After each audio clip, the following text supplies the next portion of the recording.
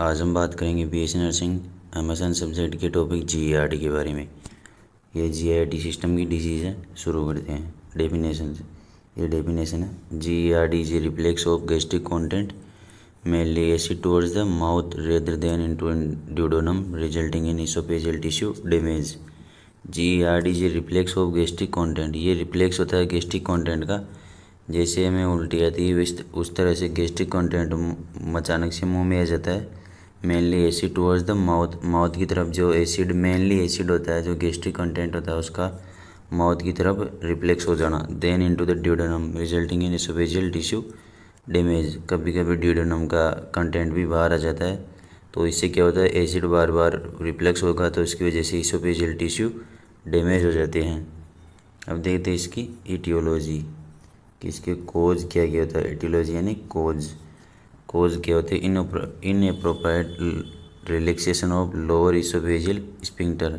ये क्या most common cause होता है इसका, inappropriate relaxation of lower oesophageal sphincter. मतलब जो ये तो इसोफेजिकस है, ये स्टमक है। जो यहाँ पर इसोफेजियल लोअर इसोफेजियल स्फिंक्टर होती है, ये ढीली हो जाती है। इनएप्रोप्रिएट रिलैक्सेशन होता है, जो ये ढंग से रिलैक्स नहीं हो पाती, तो इसकी वजह से जो वो गैस्ट्रिक कंटेंट ऊपर की तरफ मूवमेंट करता है इसोफेगस के थ्रू, तो इसका भी मेन कोज ये भी हो सकता है। दूसरा, reduce tone of lower oesophageal sphincter. मतलब इसकी टोन भी कम हो जाए तो भी ऐसा हो सकता है, वो ऊपर की तरफ रिफ्लेक्स हो सकता है। Hyper secretion of acid HCl acid का ज़्यादा अमाउंट में सिक्रेशन हो जाना। इंक्रीज इंट्रा एब्डोमिनल प्रेशर हो जाना। जैसे कि एब्डोमिन पे प्रेशर ज़्यादा हो जाना, कोई प्रेग्नेंट है, ओबेसिटी का शिकार है, या फिर किसी के काइपोसिस हो जाए, उसकी वजह से एब्डोमिन में प्रेशर बढ़ जाता है, तो उससे जीईआरडी हो जाता है। हियाटस हर्निया, पाइलोरिक स्टेनोसिस। हियाटस हर्निया क्या होता है, स्टोमक क्या होता है, डायफ्राम से ऊपर निकल जाता है, तो इसकी वजह से भी क्या होता है, जीईआरडी। इसके बारे में बाद में बात करेंगे, डिजीज़ कंडीशन है। पाइलोरिक स्टेनोसिस क्या होता है, जो पाइलोरिक ये होता है इसोफेगस है, ये स्टमक है। अब जो यहाँ पर ड्यूडेनम से कनेक्ट होता है स्टमक, तो यहाँ पर पाइलोरस पार्ट के यहाँ पे पाइलोरिक स्फिंक्टर होती है। तो पाइलोरिक स्टेनोसिस नॉर्मल तो ऐसे होता है, तो स्टेनोसिस में क्या होता है, ऐसे हो जाता है, सिकुड़ जाता है ये। तो इसकी वजह से गैस्ट्रिक कंटेंट आगे इंटेस्टाइन में मूव नहीं कर पाता, तो इसकी वजह से वो कंटेंट वापस इसोफेगस की तरफ रिफ्लेक्स हो जाता है। सम फूड और सब्सटेंसेस दैट एग्रीवेट सिम्टम्स, जैसे कि alcohol, caffeine, tobacco, chocolate, spicy food, ये क्या होते हैं, इन सिम्टम्स को लाते हैं। किसके सिम्टम्स को, जीईआरडी को।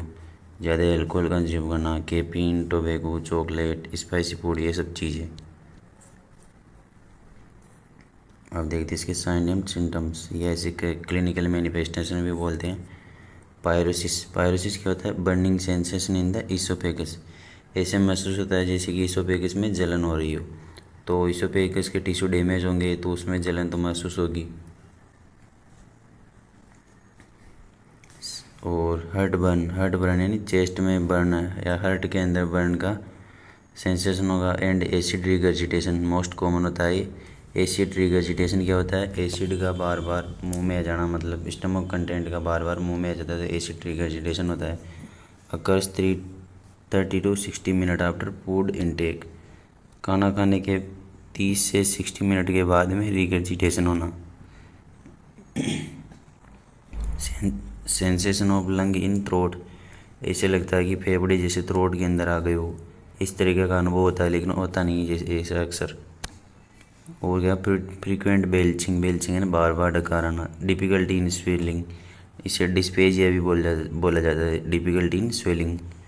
और डिफिकल्टी होगी स्वेलिंग करने में क्योंकि इसोफेगस डैमेज हो गई। होर्सनेस और शोर थ्रोट एक गले का इन्फेक्शन होता है, ये हो जाता है क्योंकि एसिड कंटेंट बार बार इसोफेगस के थ्रू माउथ में आ रहा है, इसलिए। रिगर्जिटेशन वही बात, रिगर्जिटेट हो रहा है स्टोमक कंटेंट। डिस्पेजिया यानी वही ये डिफिकल्टी इन स्वेलिंग। और ओडाइनोफेजिया यानी पेन इन स्वेलिंग। ये डिस्पेजिया होता है डिफिकल्टी इन स्वेलिंग, ओडाइनोफेजिया होता है पेन इन स्वेलिंग। निकलते हैं तब इसमें परेशानी होती है और इसमें दर्द होता है। हाइपर सलाइवेशन, सलाइवा ज़्यादा सीक्रेट होता है। ईसोफेजाइटिस यानी ईसोफेगस में इन्फ्लामेशन हो जाना, क्योंकि जो ईसोफेगस का स्टमक कंटेंट ईसोफेगस में आता है तो टिश्यू डैमेज होते हैं और उसका ईसोफेगस का इन्फ्लामेशन हो जाता है। अब होता है इसका डायग्नोस्टिक इवेल्युएशन। किसका पता कैसे करेंगे? हिस्ट्री कलेक्शन करेंगे उसकी कि इसकी आदत क्या क्या है, अल्कोहल तो नहीं कंज्यूम करता, और भी क्या क्या करता है, इसको पहले कभी हुआ था या नहीं हुआ था। फिजिकल एग्जामिनेशन करेंगे उसका, हेड टू टो एग्जामिनेशन करेंगे। गेस्ट्रोस्कोपी में क्या होता है कि अब एक एंडोस्कोप, एक पतली सी नली होती है, इसके आगे यहाँ पे टॉर्च और कैमरा लगा हुआ था, इसको ईसोफेगस के थ्रू इंसर्ट करते हैं गाय में जीआईटी के अंदर, तो इससे पता चल जाता है कि अंदर क्या हो रखा है। तो गेस्ट्रोस्कोपी मतलब ईसोफेग को गैस्ट्रोड्यूडेनोस्कोपी, एंडोस्कोप के थ्रू ईसोफेगस को, गैस्ट्रो यानी स्टमक को और ड्यूडेनम को एग्जामिन करते हैं, उससे देखते हैं। Barium swallow x ray. Barium swallow क्या करते हैं, उसे बेरियम मील पिलाते हैं, जिससे लिक्विड के अंदर बेरियम होता है उसे पिला देते हैं पेशेंट को। फिर वो क्या होता है उससे कि वो घाव के अंदर बेरियम जमा हो जाता है और एक्सरे करने पर उसका पता चल जाता है, वो साफ साफ दिख जाता है, उससे पता चल जाता है ईसोफेगस में डैमेज है। To evaluate damage to the gastric mucosa, की गैस्ट्रिक म्यूकोसा में डैमेज का पता चल जाता है। ईसोफेगियल पीएच मॉनिटरिंग, ईसोफेगस की पीएच को भी मॉनिटर करते हैं। एसिडिक पीएच हुई तो मतलब रिगर्जिटेशन हो रहा है। अब देखते हैं इसका मैनेजमेंट क्या क्या करते हैं इसके अंदर। प्रोफाइल एक दी है ना, इसके होने से पहले इसे कैसे बचा जा सकता है, या फिर इसके सिम्टम्स दिख रहे हो तो इससे पहले कैसे बचा जा सकता है।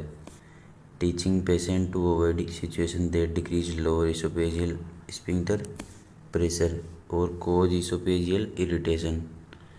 तो पेशेंट को टीचिंग करना है, उसको पेशेंट को लर्न करवाना है कि ऐसी ऐसी सिचुएशन को अवॉइड करना है जो लोअर इसोफेजियल स्फिंक्टर के ऊपर प्रेशर डालती हो या उसके प्रेशर को डिक्रीज़ करती हो और कोज करती हो किसका, इसोफेजियल इरिटेशन का। जैसे स्पाइसी फूड इनको कम कर देना है और लोअर इसोफेजियल स्फिंक्टर को उसके प्रेशर को डिक्रीज़ करने वाली चीज़ों को अवॉइड करना है। The patient is instructed to eat a low fat diet, avoid caffeine, tobacco, beer, milk, alcohol, food containing peppermint यानी वो मिर्ची पुदीना टाइप की चीज़ें, कार्बोनेटेड बेवरेजेस यानी कार्बनिक कोल्ड ड्रिंक्स टाइप की चीज़ें। तो इन सब चीज़ों को पेशेंट को अवॉइड करने के लिए बोलना है और लो फैट डाइट लेनी है। Avoid eating and drinking 2 hour before bed time, सोने से 2 घंटे पहले कुछ भी चीज़ खानी पीनी नहीं है, क्योंकि इससे क्या होता है जो पेशेंट लेटता है फिर उसके लोअर इसोफेजियल स्फिंक्टर पर प्रेशर पड़ता है और वो रिगर्जिटेट हो जाता है acid content. To avoid tight fitting cloth, उसको टाइट कपड़े नहीं पहनने देना है। To elevate head of bed 6 to 8 inch, उसके बेड के हेड को 6 to 8 इंच ऊंचा कर देना है, हेड एलिवेट कर देना है ताकि उसके एब्डोमेन में प्रेशर कम पड़े। मेडिकल मैनेजमेंट, उसके कौन कौन सी मेडिकेशन प्रोवाइड करनी है। तो पीपीआई, प्रोटॉन पंप इनहिबिटर, ये क्या करती है, एसिड प्रोडक्शन को डिक्रीज़ कर देती है। तो अपने स्टोमच के अंदर HCl सिक्रीट होता है, उस एसिड प्रोडक्शन को कम कर देती है। तो पीपीआई में कौन कौन सी most effective therapy decrease acid production in the stomach में एसिड प्रोडक्शन को कम कर देती है मोस्ट इफेक्टिव थेरेपी, जैसे एग्जाम्पल ओमिप्राजोल और पेंटोप्राजोल। अगली है H2 receptor antagonist. H2 receptor का एंटागोनिस्ट क्या होती है, ये ड्रग्स हिस्टामिन रिसेप्टर पे बाइंड हो जाती है और उसे ब्लॉक कर देती है, जिससे एसिड सिक्रेशन नहीं हो पाता है। Example ranitidine, cimetidine etcetera. Other drugs होती है एंटी एसिड ड्रग्स होती है, जैसे MgSO4 होती है, मैग्नीशियम सल्फेट। डाइटरी मॉडिफिकेशन क्या करना है, उसको डाइट में क्या क्या मॉडिफाई करना है, पेटी फूड अवॉइड करना है। क्या करना है, पेटी फूड को अवॉइड करना है। Tea coffee cold drink etcetera इन सबको भी अवॉइड करना। Avoid drugs such as aspirin, ibuprofen, ये क्या होती है, NSAIDs ड्रग्स होती है जो एंटी इन्फ्लामेटरी का काम करती है, लेकिन ये ज़्यादा अमाउंट में ली जाए तो ये भी इन्फ्लामेशन कोज कर सकती है। तो एस्पिरिन, आइबुप्रोफेन इन चीज़ों को अवॉइड करना है। एलिवेट हेड ऑफ हेड को एलिवेट करना ताकि वहीं इंट्रा एब्डोमेन प्रेशर कम पड़े। सर्जिकल मैनेजमेंट क्या क्या होता है इसका देखते हैं। सबसे पहले इसका मैनेजमेंट कैसे होता है, प्रोफाइलेक्टिक होता है, फिर मेडिकल होता है यानी ड्रग्स देते हैं, फिर सर्जिकल होता है, फिर नर्सिंग इंटरवेंशन आते हैं। इसीलिए इसका नाम मेडिकल सर्जिकल नर्सिंग MSN होता है। सर्जिकल में कौन सा होता है, पंडोप्लिकेशन। पंडोप्लिकेशन में क्या होता है कि the fundus of the stomach is wrapped around the oesophageal through the laparoscopy. तो इसमें क्या होता है कि स्टोमच का जो पार्ट होता है फंडस, उसको ईसोफेगस के चारों तरफ वो अराउंड लपेट देते हैं उसको। जैसे ये ईसोफेगस है और ये स्टोमक है, तो ये फंडस का पार्ट है, इसको इस तरीके से इसके चारों तरफ लपेट देते हैं।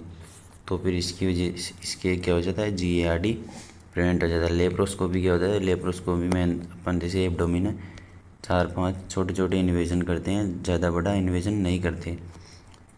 इसकी सहायता से क्या होता है, पंडोप्लिकेशन किया जाता है। It is indicated for patient who failed to respond other treatment. जो अदर सभी ट्रीटमेंट को फेल हो जाए, उसके ऊपर सभी ट्रीटमेंट काम करना बंद कर देते हैं, तो फिर उसके लिए यही एडवाइस किया जाता है। Nursing intervention.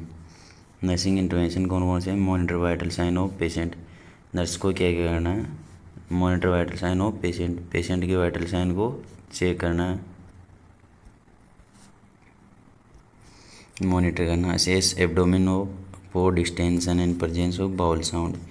उसके एब्डोमेन डिस्टेंस को नोट करना, असेस करना और बाउल साउंड को भी असेस करना है। Teach regarding the medication. उसको दवाई के बारे में, मेडिकेशन के बारे में बताना है। Provide health education as following. उसको हेल्थ एजुकेशन देनी, ये सबसे मोस्ट काम होता है नर्स का। Encourage to lifestyle modification.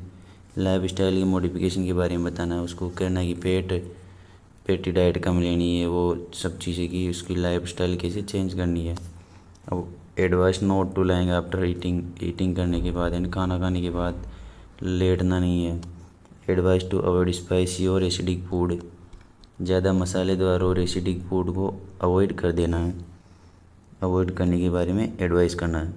Encourage patient to quit smoking and lose weight if weight. यदि पेशेंट ओवर वेट है तो उसको वेट लूज़ करने के लिए बोलना है। Thank you.